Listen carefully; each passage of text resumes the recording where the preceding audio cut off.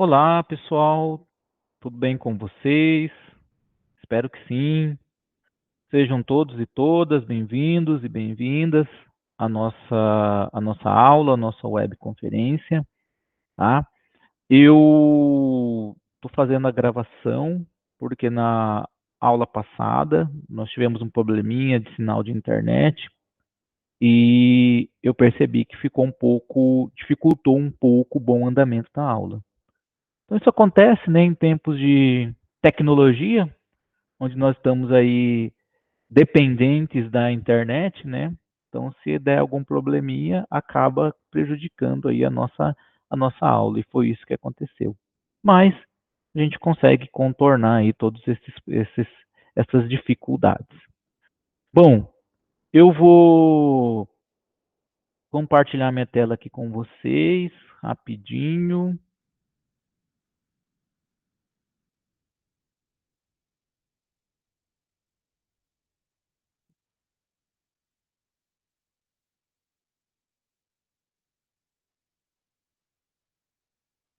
Ok. E a Hoje nós estamos dando continuidade à nossa disciplina de alimentação saudável e sustentável. Vamos trabalhar a unidade 3. A unidade 3, ela fala alimentação e mídia, dieta, crime e delinquência e alimentos industrializados e alimentos naturais. Bom, mas para nós trabalharmos esses tópicos, primeiramente nós temos que entender o conceito de estado nutricional. Então, o que que é esse estado nutricional? Ele é o grau de adequação das características anatômicas e fisiológicas do indivíduo, comparando com parâmetros definidos como normais. Nesse sentido, pessoal, eu quero destacar para vocês duas frases, duas palavras aqui. A palavra anatômicas e a palavra fisiológica. Anatomia está ligada à condição física corporal. Na imagem aqui, no slide, a gente consegue perceber o profissional da área da saúde avaliando a camada de tecido adiposo do indivíduo. Então, essa é uma avaliação relacionada com a parte anatômica do indivíduo. Assim como nós temos aí diâmetro de braço, de antebraço, altura, peso, medida de circunferência. Então, todas essas medidas elas são anatômicas. E as medidas fisiológicas vêm de fisiologia, ou seja, está relacionado com o aproveitamento dos nutrientes no interior das células que compõem o organismo do indivíduo. E aí eu vou citar um exemplo para vocês, quando a gente faz um hemograma. Quando nós fazemos aí um hemograma, a gente percebe lá algumas características que são avaliadas. Teor de plaquetas, hemácias, glicerídeos, glicemia. E aí lá no exame tem duas colunas. Uma coluna que é o resultado do seu exame e outra coluna que é a coluna dos padrões, que é o padrão para uma pessoa normal, tida como normal. Então aí você consegue avaliar como está a sua condição fisiológica. E esse estado nutricional, pessoal, ele é muito importante. E aí eu destaco essa importância tanto para crianças quanto adolescentes, porque esse estado nutricional ele está relacionado com o crescimento e o desenvolvimento tanto físico como intelectual. E aí até coloquei aqui uma observação nesse segundo quadro aqui, que reflete nas condições socioeconômicas de uma população. Por quê? Se você tem uma população com um aumento ou com alta quantidade de desnutrição, isso significa que as pessoas não estão tendo acesso às condições mínimas para se nutrir adequadamente. E se as pessoas não estão tendo acesso a essas condições, isso se deve a vários fatores, claro, mas principalmente ao poder aquisitivo para comprar alimento, para compra de comida. Então, por isso que essa, essas questões sociais, elas acabam se interligando. E aí nós falamos do poder aquisitivo, relacionando a desnutrição, e aí nós temos aqui a desnutrição relacionada a outros fatores. Olha só, então aqui a desnutrição, aí nós temos aqui relacionada com doenças, principalmente durante a infância, onde aqui eu coloquei entre parênteses um exemplo desses casos de doenças, que são aí as infecções que por fim vão comprometer o sistema imunológico. Então, começamos a observar aí que há um efeito em que um fator ele vai puxando o outro. E aí no balãozinho aqui em roxo, a desnutrição infantil ela começou a ser olhada com mais cuidado pela pesquisa no Brasil na década de 40, 1940. Aliás, nessa década ela começou a ser tratada como um problema de saúde pública. Nós vimos essa linha do tempo lá na disciplina de políticas de alimentação escolar. Lá na disciplina de políticas de alimentação escolar, que foi aí que começaram a se trabalhar as políticas públicas voltadas para a alimentação, para prevenir os quadros de desnutrição. Tanto é que atualmente nós temos aí o nosso PENAI. Aqui na bolinha, aqui na nuvenzinha, marronzinha, nós temos aqui o PENAI, o Programa Nacional de Alimentação Escolar, que é uma política pública de muito sucesso. Claro, tem as suas dificuldades, tem as suas problemáticas, como nós discutimos na disciplina de políticas de alimentação escolar, mas é um programa de muito sucesso e que tem aí muito ainda a avançar e a melhorar na vida da nossa população. E claro, né, temos muitos desafios, principalmente quando se fala de alimentação. Tanto é que eu trago para vocês essa reportagem que foi de 13 de fevereiro de 2023. Olha o título dessa reportagem: Número de internações de crianças por desnutrição no Brasil é o maior desde 2012, diz um levantamento. Vou ler ainda, se me permitem, o subtítulo dessa reportagem. Todos os dias, em média, 11 crianças menores de 5 anos são internadas por desnutrição no país. Todos os dias, em média, 11 crianças menores de 5 anos. A região Nordeste, a mais afetada, com quase 36% do total. Se nós olharmos aqui o mapa, nós vamos ver aqui, ó, a região Nordeste com 35,91% do total dos casos de internação. Isso nos remota, quando nós colocamos aí dados, quando nós colocamos valores, isso nos deixa a problemática mais palpável, pessoal. Então a gente começa a observar a gravidade da situação. Olha só isso. Então, precisamos urgentemente de soluções pautadas em políticas públicas para resolver essa situação, que é muito grave, que é gravíssima. E aí, eu referendo aqui ainda com esta mais esta reportagem também de 2023. Aqui, ó, no canto direito superior, Brasil volta ao mapa da fome. Como solucionar a questão? Me permitam novamente ler o subtítulo. Então, nós temos aqui desvalorização do real, a alta da inflação, aumento do desemprego, anulação de direitos trabalhistas, tudo isso contribui para o agravamento da pobreza em nosso país.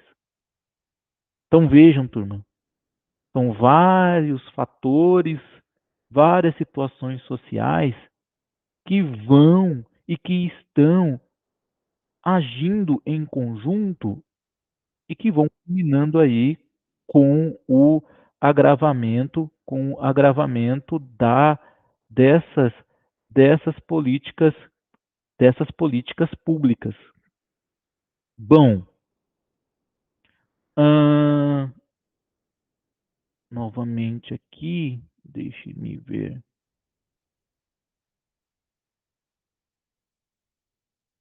Ok. E aí, a gente tem esse gráfico.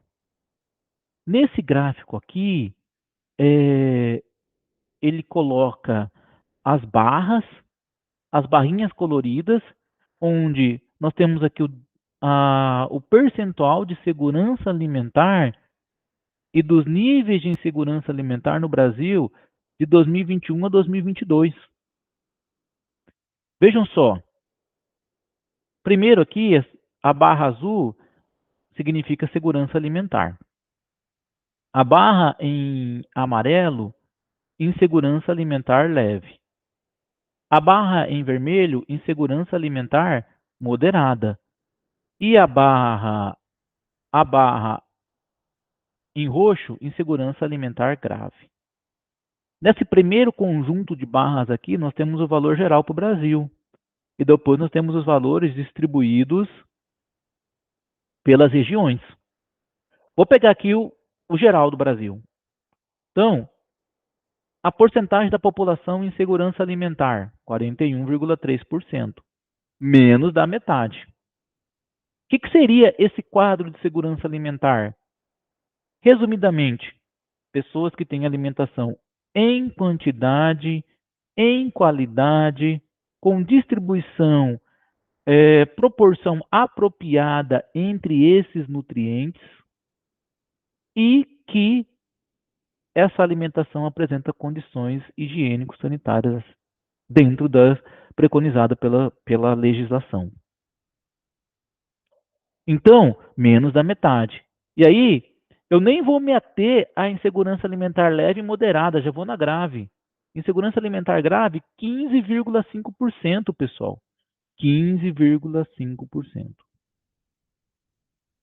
E aí, se nós olharmos nas regiões, vamos pegar aqui, ó, só insegurança alimentar grave, só a barrinha roxa. No norte, 25,7%, no nordeste, 21%, no centro-oeste, 12,9%, no sudeste, 13,1% e no sul, 9,9%. Se nós pegarmos aqui só a segurança alimentar, a única região, segundo esse estudo, a única região que apresentou mais da metade da população com segurança alimentar, o sul. Pessoal, os dados falam por si. Por isso que quando a gente coloca informação, quando a gente coloca dados, isso fica mais fácil de nós observarmos a dimensão da problemática. Ok. Por outro lado, nós temos aí a desnutrição, mas aí também nós temos um outro fator, uma outra doença crônica não transmissível que está relacionado com a alimentação, que é a obesidade. E ela começou a obesidade a ter um aumento a partir da década de 70, fruto da transição nutricional, ou seja, a mudança nos padrões nutricionais da população, devido a vários fatores: mudanças econômicas, mudanças sociais, mudanças demográficas, enfim. E aí, isso é chamado de transição epidemiológica, ou seja, é a mudança do padrão de doenças que atingem a população. Então, nós temos aí um, um contraponto, né? Quando se fala de alimentação. De um lado, a desnutrição e, de outro lado, a obesidade. Perfeito. Perfeito não, né? Um caso a se pensar aí. E nesse sentido, ainda falando da alimentação, nós temos aí casos de condições especiais de alimentações, doenças infecciosas e doenças crônicas não transmissíveis relacionadas ao consumo dos alimentos. Dos alimentos. Primeiro, a alimentação saudável é um direito de todos, é um direito de todos. Aí nós temos que identificar as situações especiais de alimentação e, claro, também compreender a diferença entre a intolerância e a alergia alimentar. Até eu coloquei aqui nas imagens, aqui, uma intolerância, um quadro de intolerância que é muito comum, que é a intolerância à lactose, pessoas que têm aí a deficiência de digerir esse carboidrato presente no leite, que é a lactose. As pessoas que têm intolerância, que têm a deficiência celíaca, intolerância ao glúten, e aí aqui é fundamental que os alimentos, os rótulos dos alimentos, eles sejam indicativos. Então aqui, ó, apto para celíacos, não contém glúten, contém aqui sulfitos, que são sais adicionados aí como aditivos nos alimentos. Por isso, pessoal, nós precisamos de objetivos das políticas públicas para garantir o direito universal da alimentação e da nutrição adequada e segura, visando a promoção de práticas alimentares saudáveis, prevenir e controlar distúrbios nutricionais e também prevenir doenças que estão associadas à alimentação e à nutrição. E as políticas públicas, elas têm vários, vários, vários caminhos. Então, não é algo tão simples de ser feito. É algo que necessita de estudo, levantamentos, investimento, tanto em mão de obra qualificada, em pessoas qualificadas para o trabalho, e também investimentos financeiros, né? Bom, nesse sentido, eu trago aqui alguns desses mecanismos, tá? Claro que são vários mecanismos, mas nós temos aí, primeiramente, a atenção à saúde alimentar e nutricional de grupos populacionais específicos, principalmente a população do campo, indígenas, quilombolas. Aí, nós temos aqui programas de prevenção e controle de carências nutricionais específicas. Aí, quais são essas carências?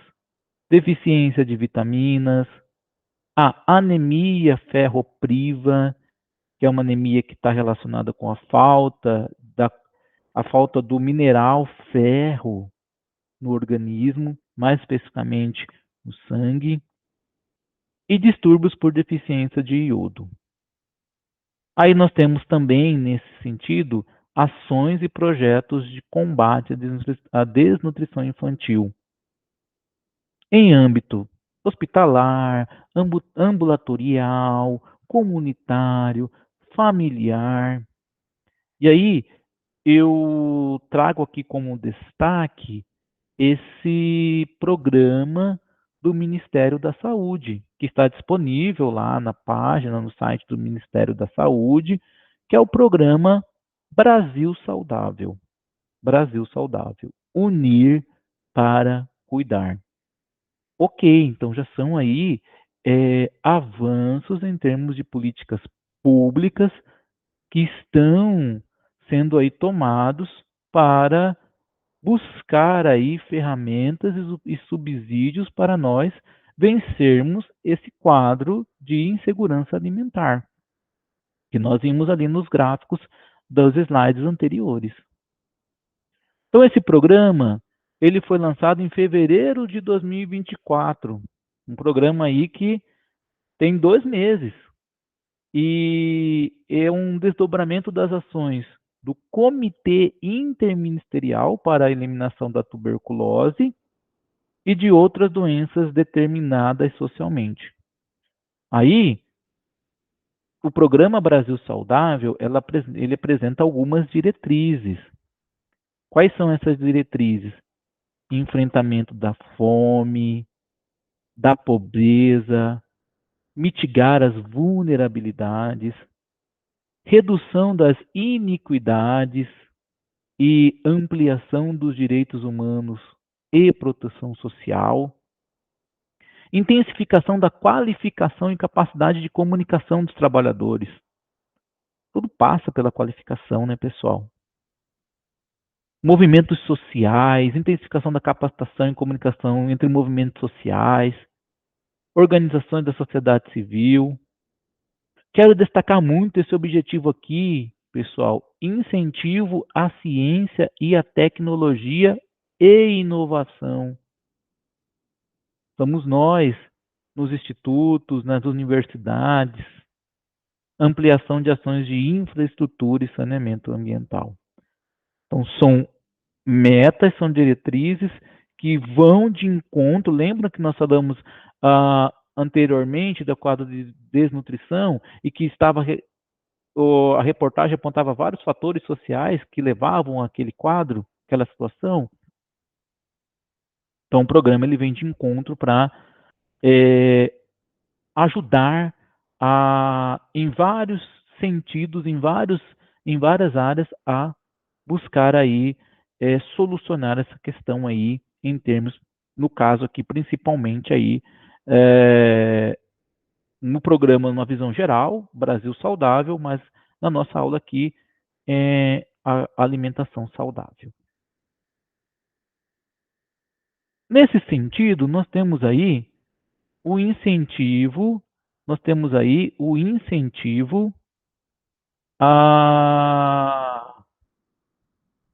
nós temos aí um incentivo à educação nutricional e à alimentação saudável. Então, deixa eu só. Então, nós temos aí o incentivo à educação nutricional e à alimentação saudável no espaço escolar. E esse incentivo, ele está sendo aí melhor alcançado com o Programa Nacional de Alimentação Escolar, o PNAE. Nós temos aí na nossa última aula, nós vamos falar aí de alguns casos exitosos, casos de sucesso do Programa Nacional de Alimentação Escolar a nível de comunidade. Então, são ações que estão surtindo efeito.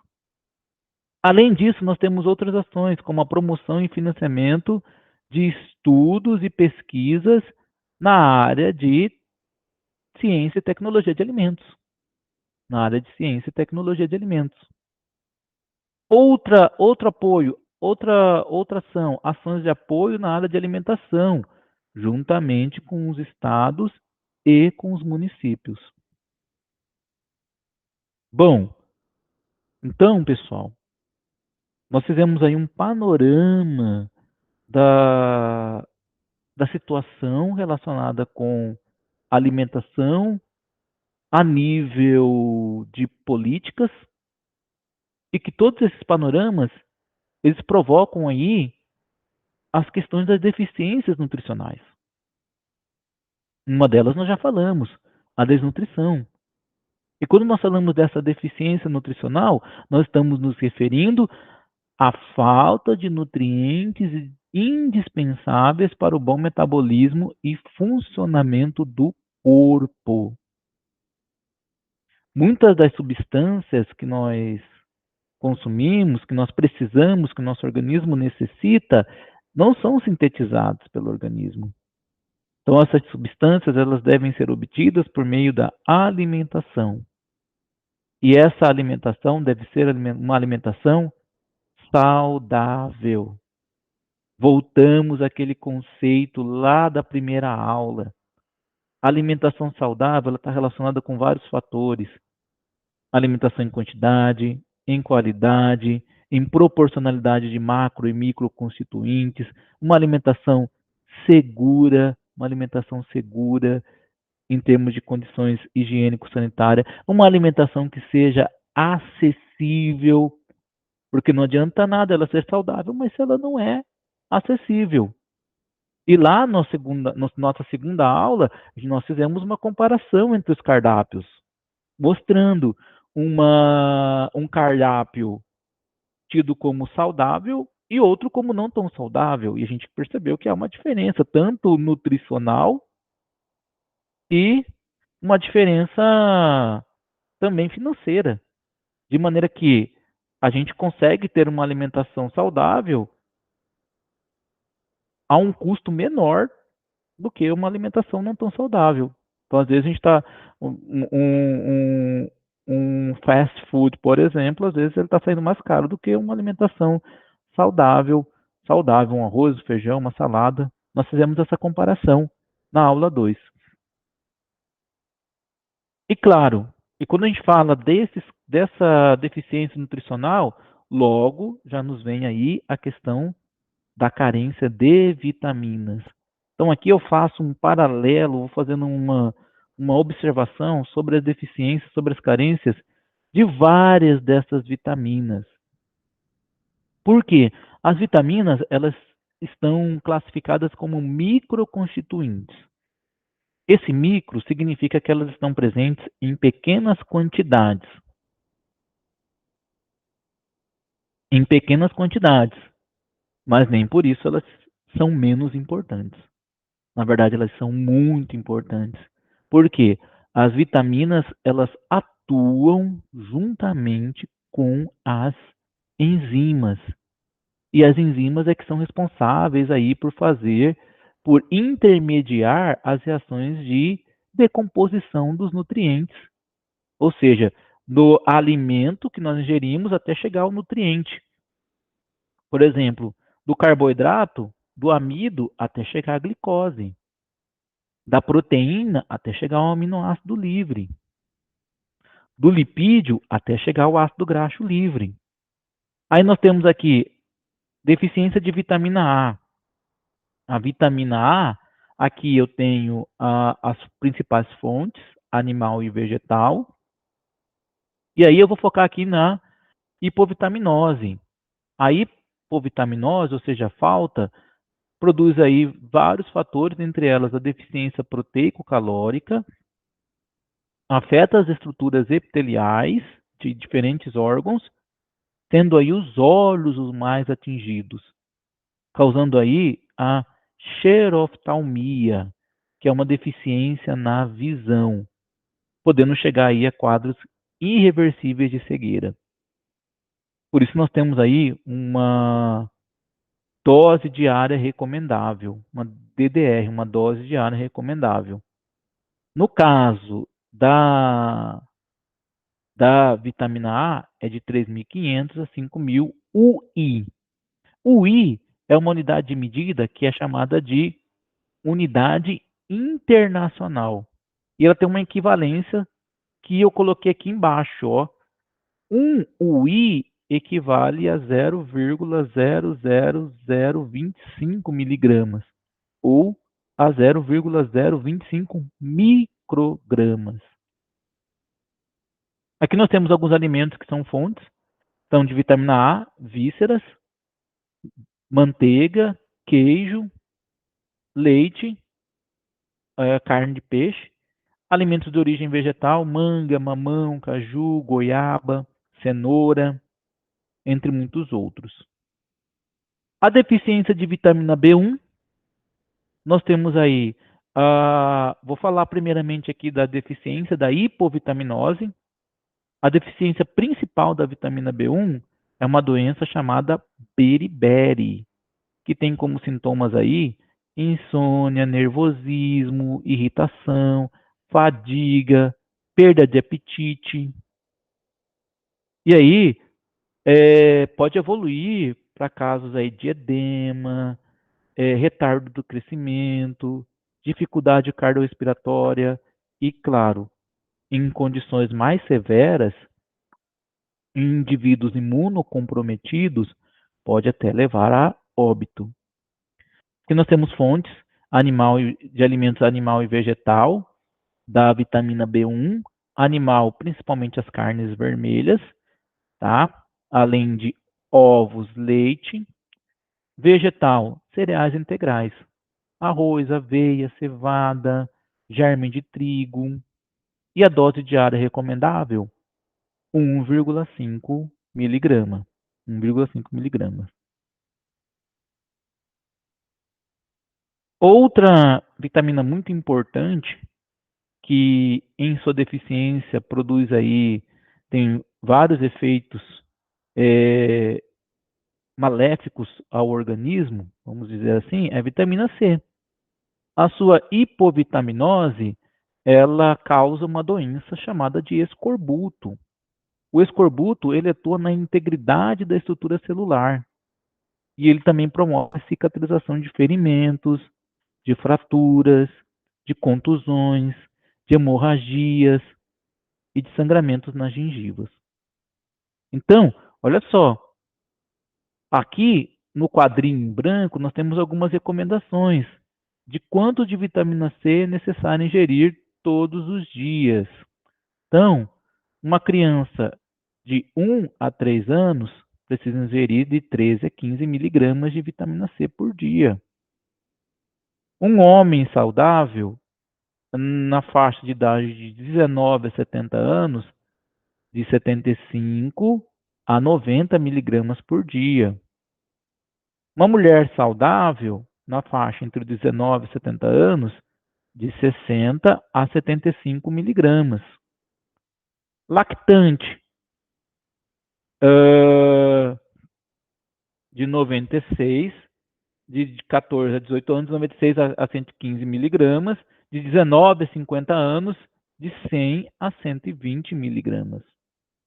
E aí a gente faz uma correlação aqui, ó, para 100 gramas, para 100 gramas de alimento, então aqui para 100 gramas de acerola, nós temos 940 miligramas de vitamina C.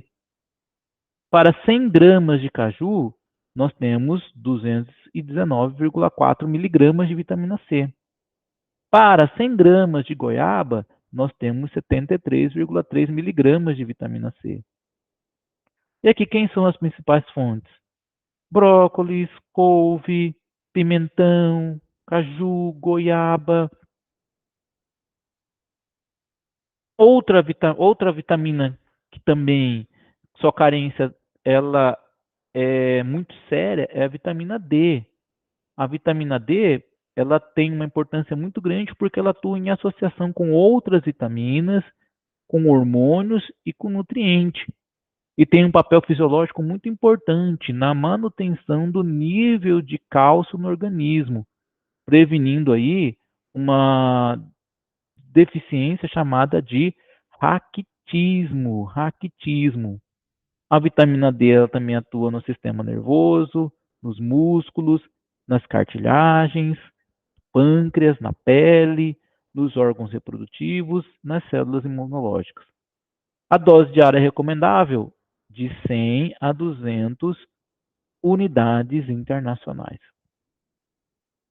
Aqui a síntese da vitamina D, e essa síntese ela é impulsionada pelos raios solares que incidem sobre a pele e aí na pele nós temos algumas substâncias aqui, essa substância 7-dehidrocolesterol, que vai ser o precursor da pré-vitamina D e que depois, juntamente com, vai produzir aqui a colicalciferol, que é aí a substância da vitamina D, que vai ser armazenada no fígado. Por isso que a gente tem aquela recomendação que já é de conhecimento aí de muitas pessoas. Ah, vamos tomar o sol, claro, os primeiros raios, os primeiros sol aí, horas de sol, né, do dia, né? Porque faz bem e sintetiza a vitamina D, que tem uma importância muito grande. Aí, aqui só falando sobre as demais vitaminas, tá, pessoal? Eu quis destacar essas primeiras vitaminas, mas nós temos aqui, ó, a vitamina B3, que é a niacina, dose diária recomendável 1,8 miligramas. A sua falta provoca pelagra.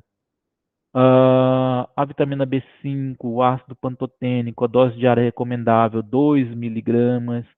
A sua falta provoca doenças neurológicas. A vitamina B6, que é piridoxina, cuja dose diária recomendável é de 2 miligramas. A sua falta provoca anomalias no sistema nervoso central. E eu quero destacar nessa tabela que aqui nós temos, além da falta, nós temos a hipervitaminose. Por quê? A falta, ela é grave, mas o excesso também ele pode ser prejudicial. Então, nós temos aqui, tudo em excesso, ele pode causar algumas consequências. Então, o excesso de vitamina B3, por exemplo, pode ser prejudicial para pessoas com asma ou doença de úlcera pélvica. Então, nós temos aí que estar atentos, por isso é importante, no caso, a pessoa ter aí um bom acompanhamento da sua saúde, ter consultas médicas com frequência, para que a gente consiga, para que você consiga ter um diagnóstico da sua situação, se o seu organismo está saudável ou se precisa, se requer mais cuidados. Aqui nós temos a vitamina B12, a cobalamina, dose diária recomendável 2 miligramas. A hipovitaminose causa a anemia, principalmente. A vitamina E, que é o tocoferol, a dose diária recomendável 200 a 800 unidades internacionais. A hipovitaminose causa ruptura das células vermelhas do sangue. A vitamina K, a dose diária recomendável é 65 microgramas. A sua falta provoca tendência à hemorragia. A biotina, que a sua falta em adultos provoca dermatite, palidez, náusea, vômitos. Então, e aí aqui também nós temos quadros de hipervitaminose, de excesso.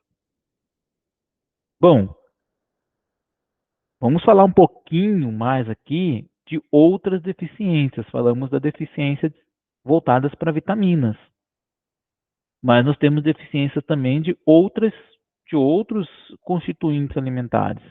Por exemplo, a anemia, que é a carência do mineral ferro. Então, a anemia, ela é correlacionada com a baixa concentração de hemoglobina no sangue. Nós temos aí carência de nutrientes essenciais. Ela está relacionada com a deficiência de ferro, de zinco e da vitamina B12. Quem são esses grupos de risco? Crianças, gestantes, lactantes, meninas, adolescentes, mulheres, adultas que estão em fase de reprodução. Por isso que, em 2002, a Anvisa lançou uma RDC, uma regulamentação que preconiza a fortificação da farinha de trigo e de milho com ferro e com ácido fólico. Por isso que quando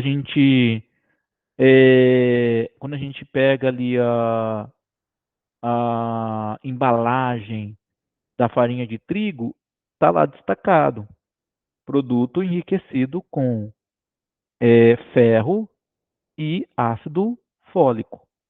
Observem isso quando vocês forem ao supermercado. Como nós estamos falando do mineral ferro, nós temos dois tipos de ferro no alimento. Nós temos o ferro M, que está presente nas hemácias e nas células musculares. Então aqui, ó, na imagem, ó, nessa imagem mais à direita. Então aqui tem um pedaço de carne. Aí nós temos aqui, ó, a representação do ferro M, ó. É um ferro que está atrelado aqui entre as cadeias carbônicas, na estrutura da hemoglobina. É um ferro com carga mais 2. E nós temos o ferro não M. Esse ferro não M, ele está presente em hortaliças verdes escuras e em leguminosas. Feijão, como exemplo, feijão e lentilha. Então aqui nós temos, ó, o ferro não M, ó. Ele não está ligado com toda essa estrutura aqui orgânica. Então, presente aqui no vegetal. Quais são as recomendações? A recomendação para crianças de 6 a 24 meses, 1 miligrama de ferro elementar por quilo. Periodicidade, diariamente até completar 24 meses.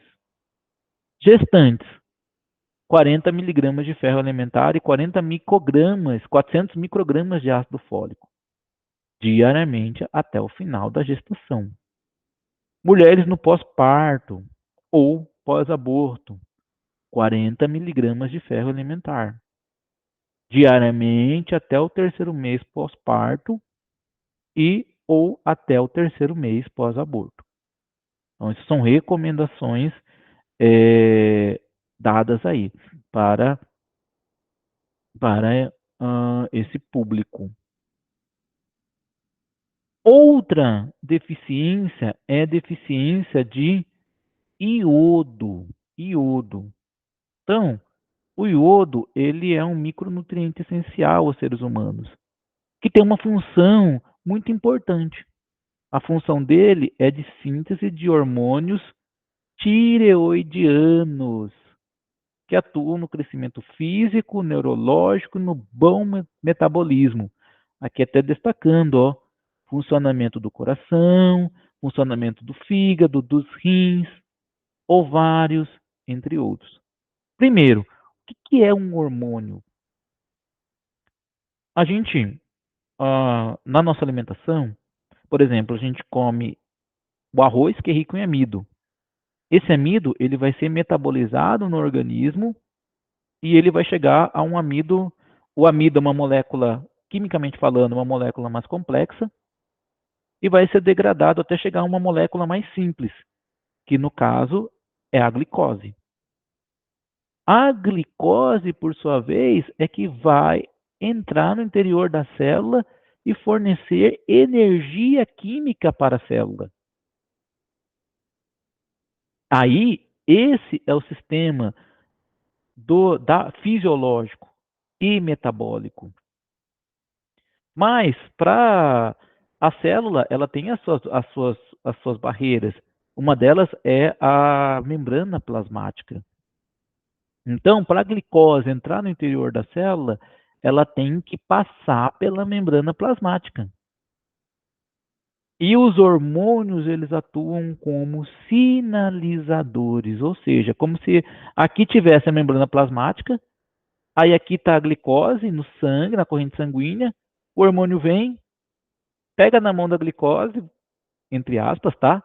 E ajuda a glicose a passar pela membrana plasmática. Se o hormônio não tivesse presente, provavelmente esse processo aqui ia ser muito mais difícil, ou talvez nem iria acontecer. E aí essa glicose estaria acumulada na corrente sanguínea, causando vários problemas, um deles a diabetes.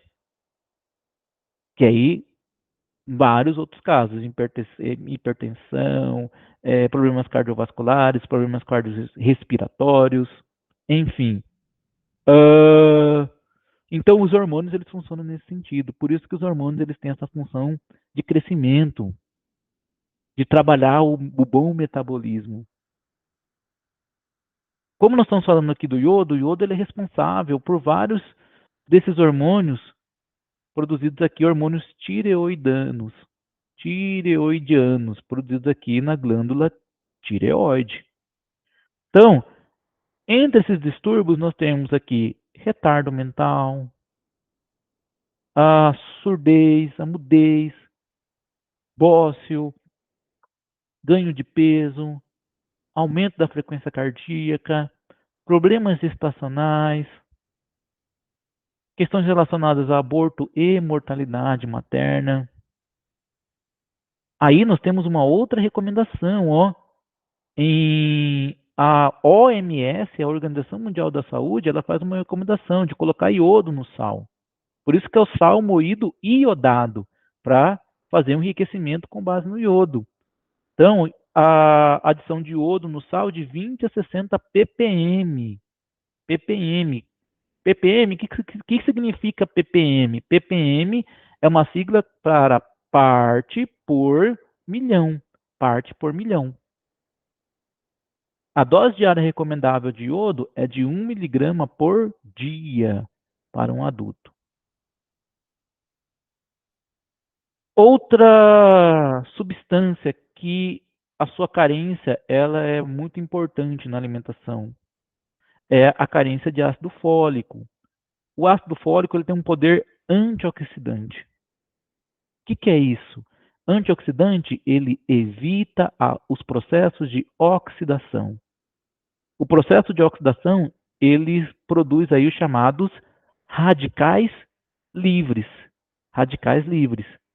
E esses radicais livres nós não queremos. Por quê? Porque eles atuam em processos inflamatórios no organismo. Outro ponto importante, essa ação antioxidante, ela evita as reações de metilação, ou seja, reações de mutação do DNA. Então, e também o ácido fólico ele está relacionado aqui com um conjunto de alterações metabólicas, a sua deficiência, tá? Com um conjunto de alterações metabólicas associadas ao desenvolvimento de lesões vasculares. E aí nós sabemos, né? O sangue, ele é o transportador dos nutrientes para as células das demais partes do corpo. Se você tem um distúrbio vascular, então o transporte de nutrientes pelo organismo está comprometido. O ácido fólico ele atua em interação com a vitamina B12, a cobalamina. Ele atua em interação com a piridoxina. Ele atua em interação com a vitamina B6. Ele atua em interação com a riboflavina, vitamina B12. Atua em interação com o zinco. Olha a imagem que eu falei para vocês na questão do ferro. Aqui nós temos, ó, o rótulo de uma embalagem de farinha de trigo. E aí nós temos, ó, enriquecida com ferro e ácido fólico. Ou seja, essa é uma resolução, a RDC número 344 de 2002 da Anvisa, que é obrigatório a fortificação das farinhas de trigo e de milho com ácido fólico e com ferro. É obrigatório. 100 gramas de farinha, ela deverá conter no mínimo 4,2 miligramas de ferro e 150 miligramas de ácido fólico. Então, isso é obrigatório, é lei, pessoal. E por que tudo isso? Porque nós estamos vendo aqui, ó, carência de ferro, anemia, carência de ácido fólico, nosso sistema está mais vulnerável a oxidações, pode provocar lesões vasculares. Outra carência, outro distúrbio relacionado aí com a alimentação é no caso, uma alimentação não tão boa, uma insegurança alimentar, a desnutrição energético-proteica. É uma doença multifatorial que tem alta letalidade. Nós vimos, no início da aula, nós vimos as reportagens falando das internações de crianças menores de 5 anos. A desnutrição ela provoca várias alterações fisiológicas, porque ela consiste em deficiência grave de proteínas, de calorias, e aí, dentre as principais complicações, nós temos aí hipoglicemia, hiperglicemia, hipotermia, desidratação e diarreia. O período mais crítico da desnutrição é dos 6 meses até os 2 anos de idade, podendo também acometer crianças com menos de 5 anos. Aí também adolescentes, mulheres grávidas ou que estão em período de amamentação, idosos e pessoas com doenças crônicas. Então, por isso que nós falamos desnutrição energético-proteica. Energético-proteica.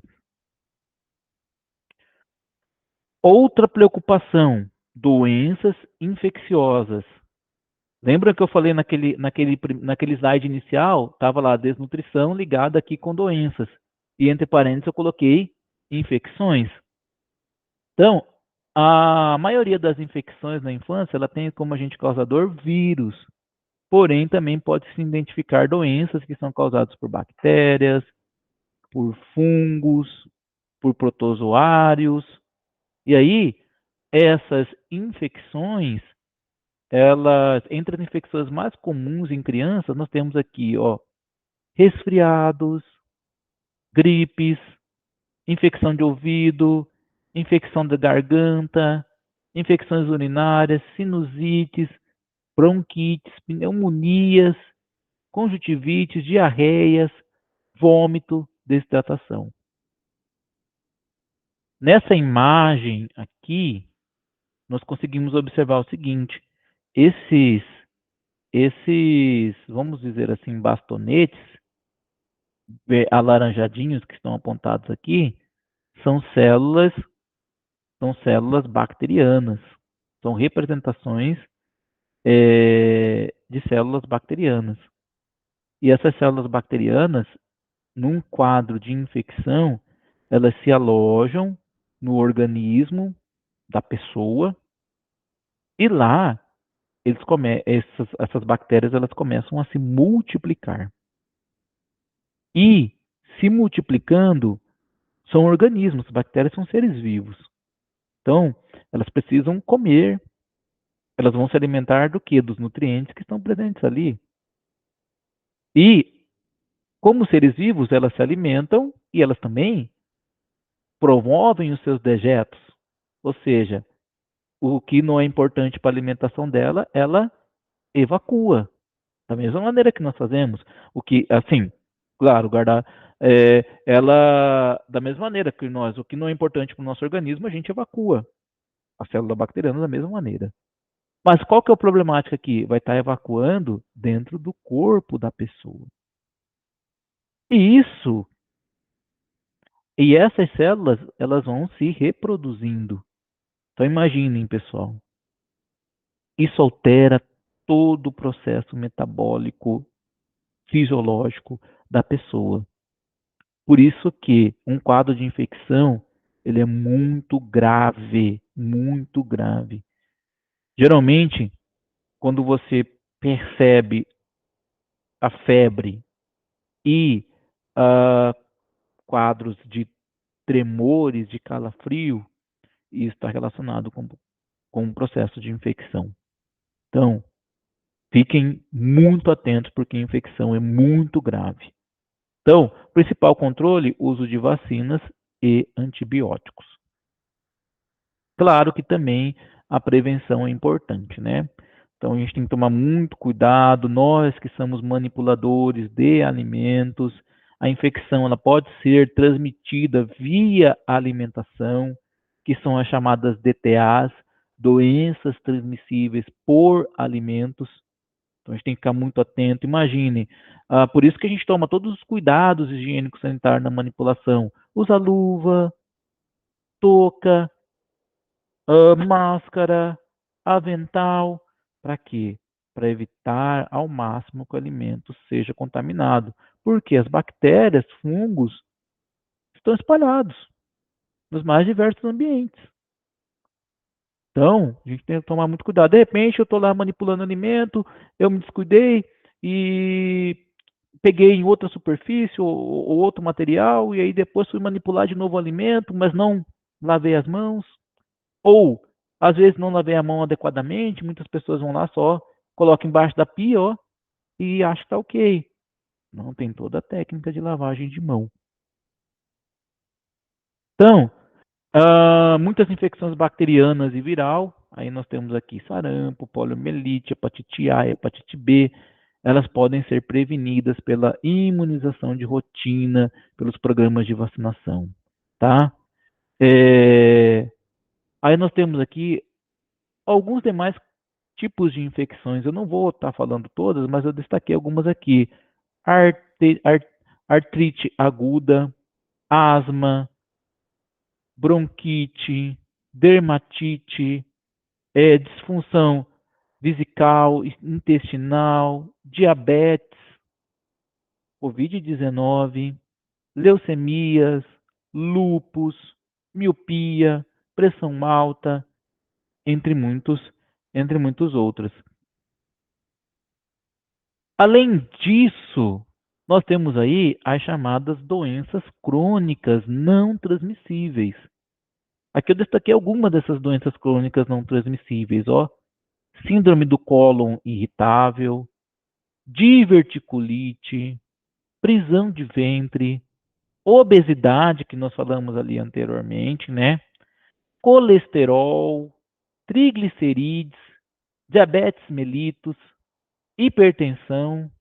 E aí, porém, a gente tem que destacar aí outras doenças, como o câncer infanto-juvenil e problemas cardíacos na infância, que devem ser controlados e estão correlacionados com a pressão arterial, com o controle do colesterol, com a obesidade, entre, entre muitos fatores,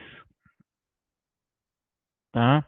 Então, é importante nos atentarmos também para esses quadros de doenças crônicas não transmissíveis. Aqui, na imagem, nós temos aqui um panorama da morbimortalidade por doenças crônicas não transmissíveis. Então, nós temos aqui a correlação entre homens e mulheres, tá? Aqui, o impacto causado no SUS pelas internações, 1,8 milhões de reais. Ah, aqui, o impacto é a primeira causa de óbito entre pessoas de 30 a 69 anos. Está relacionado também com a mortalidade prematura, Então, e aí, tem aqui, ó, a mortalidade prematura, as causas. Primeiro, doenças cardiovasculares, depois neoplasias, diabetes e doenças respiratórias crônicas. Bom, e quando nós falamos de alimentação, nós temos também os quadros de intolerância e de alergia alimentar. Alergia e intolerância alimentar são distúrbios diferentes, são diferentes. Na alergia, a resposta é imediata. E aí o organismo logo ele produz anticorpos. Então, por exemplo, geralmente quando tem um quadro de alergia, logo a pessoa já comeu alguma coisa que é alérgica, já começa a ficar empolada, cheia de pintinhas no corpo. Por quê? Porque a resposta é imediata na alergia. Então, o organismo ele entende que aquela substância é um agressor. Já na intolerância, o alimento não é corretamente digerido devido à falta de enzimas digestivas ou à sensibilidade de certas substâncias. E aí provoca problemas gastrointestinais. Então, aqui, nesse quadro, nós temos aqui sintomas da alergia alimentar e sintomas da intolerância alimentar. Então, ó, alergia, urticária e vermelhidão na pele, coceira intensa na pele, dificuldade para respirar, inchaço no rosto e na língua, vômito e diarreia. E aí tem aqui, como característica de sintomas, surgem imediatamente, mesmo quando se ingere pouca quantidade do alimento. E aí, sintomas da intolerância alimentar: dor no estômago, inchaço na barriga, excesso de gases intestinais, sensação de queimação na garganta, vômitos e diarreia, e tem como características, podem demorar aí, não surge imediatamente. Então pode demorar mais de 30 minutos para aparecer, sendo mais grave quanto maior for a quantidade do alimento ingerido. Então, intolerância, uma coisa é falarmos de intolerância, outra coisa é falarmos de alergia alimentar. Alergia alimentar. Um quadro muito comum de intolerância é a intolerância à lactose. A lactose é o açúcar presente no leite. Então, a sua intolerância deve a um problema digestivo, onde o corpo ele não consegue digerir a lactose. Por quê? Porque nós não temos, o organismo não tem ou não apresenta em concentração suficiente a enzima lactase, que é a enzima responsável por degradar a lactose. E aí nós temos sintomas: produção de gases, diarreia, inchaço no estômago, cólicas, dores estomacais. Então, aquela sensação de doente.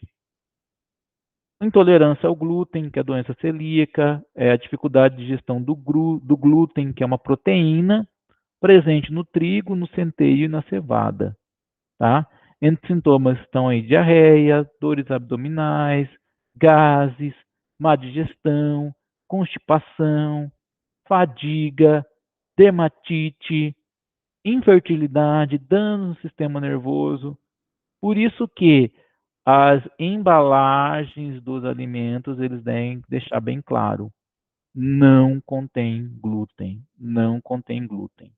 Então, isso é muito sério. Intolerância a aditivos alimentares.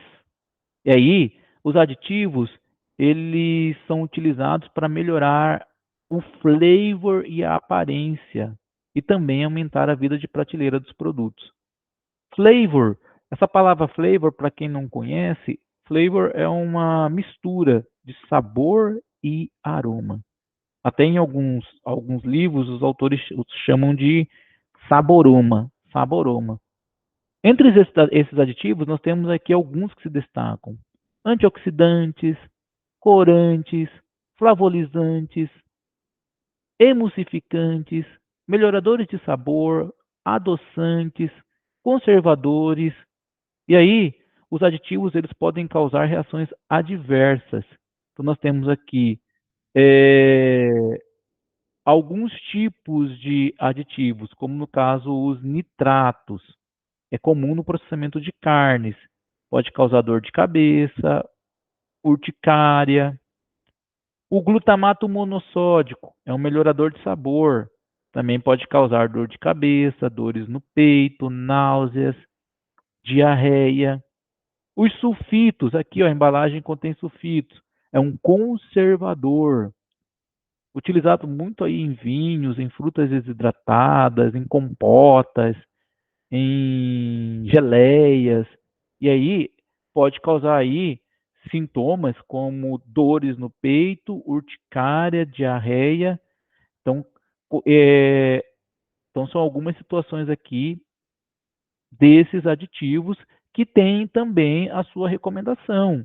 Então, tem toda uma legislação recomendando uma quantidade certa desses aditivos, uma dose, uma quantidade recomendável, um limite recomendável. Turma, Aí nós chegamos nos alimentos naturais versus os alimentos industrializados. Bom, a indústria de alimentos, ela surgiu no Brasil no século XIX. Então, e, e no início ali do século XX, aproximadamente em 1930, nós temos aí a cafeicultura, os engenhos de açúcar, a manufatura. Atualmente nós temos uma variedade de alimentos em feiras, em supermercados, em restaurantes. Então, os alimentos industrializados, eles contêm aditivos. Como nós vimos anteriormente, são substâncias que apresentam funções diversas, como conservador, melhorador de sabor, altera a cor, apresenta cheiro, muda a consistência. Então, tem até uma cartilha aqui da Anvisa sobre a liberação de usos de aditivos alimentares. Por quê? Porque isso tudo precisa ter legislação. E tem que ser informado no rótulo do alimento a composição, a presença desses aditivos. Então aqui, ó, na segunda Agência Nacional de Vigilância Sanitária, nós temos aqui os aditivos que promovem modificação das características sensoriais. Corante, estabilizante de cor, edulcorante, aromatizante, realçador de sabor. Os aditivos que promovem conservação de alimentos: conservante, antioxidante, acidulante, regulador de acidez, sequestrante. E os aditivos que são utilizados na tecnologia de fabricação: emulsionante, estabilizante, espessante, agente de firmeza, geleificante, umectante, antiumectante, espumante, antiespumante, glaceante, agente de massa, melhorador de farinha, fermento químico. Então tem uma quantidade muito grande, né, de aditivos que são utilizados nos alimentos industrializados. Por isso a importância aí hoje da rotulagem dos alimentos. A RDC 429 de 2020, ela é embasada na rotulagem nutricional dos alimentos. E aí, se vocês perceberem, nos rótulos dos alimentos, aparece aqui, ó, essa lupinha aqui com essas recomendações, ó, alto em açúcar adicionado, gordura saturada, sódio, alto em é, açúcar adicionado, gordura saturada e sódio. Então vai aparecer aqui essas recomendações aqui. Percebam isso nos alimentos, nos rótulos dos alimentos que vocês estão levando para casa. O que a gente tem que prestar atenção numa rotulagem? Na lista de ingredientes, na origem, que aí tem o saque, serviço de atendimento ao consumidor, tem o telefone, o e-mail do responsável da empresa, o prazo de validade, o conteúdo líquido, o lote, que é aí para ter o controle da produção, instruções sobre preparo e uso do alimento, informações nutricionais por porção, que aí pode ser fatia, copo, unidade. Então aí aqui nós temos, por exemplo, aqui na embalagem de leite, a embalagem, e aqui nós temos o rótulo do produto. Ó, aqui, ó, o rótulo, alérgicos, ó, contém leite, não contém glúten. E aí e também tem aquela aquela recomendação que é conhecida nossa, né? Alimentos diet, alimentos light, alimento zero. O alimento diet são alimentos para fins especiais, destinados às dietas com restrição de nutrientes. Alimento light, alimento com quantidade de algum nutriente ou de seu valor energético reduzido, quando comparado a um outro normal. E alimento zero são alimentos isentos de algum nutriente. Então, por exemplo, o leite zero lactose, isento desse nutriente lactose.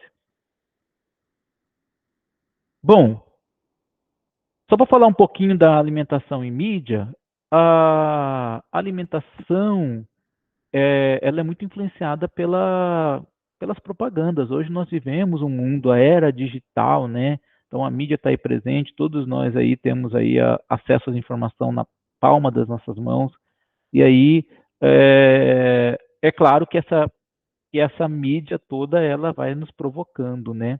Então, por exemplo, quando você vê no seu celular ali, nas suas redes sociais, fotos de propagandas somente de produtos industrializados, a sua tendência é de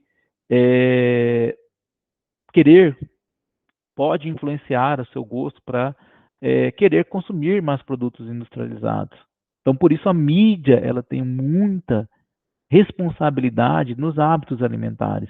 E aí eu queria destacar esse gráfico aqui, ó. Ó, percentual de comerciais de alimentos veiculados pela mídia televisiva divididos por grupos da pirâmide alimentar. Então nós temos aqui em vermelho gorduras, óleos, açúcares e doces, que são ali o topo da pirâmide, né? Ou seja, que tem que ser pouquinho menos quantidade. E são os que são mais veiculados, ó, 57,8%. Pães e cereais, arroz e massas, 21,2%. Leites, queijos e iogurtes, 11,7%. Carnes, ovos e leguminosas, 9,3%. Frutas e vegetais, tão irrisório que nem aparece aí no gráfico. Então vejam só. Então nós estamos bombardeados pela mídia por alimentos que são ricos em gorduras, ricos em óleos, ricos em açúcar, ricos em doce. E são alimentos que, como nós falamos anteriormente, não vão fornecer ao nosso organismo nutrientes em quantidade e em qualidade, e que pode ocasionar algumas dessas doenças crônicas não transmissíveis que nós falamos nessa nossa aula de hoje.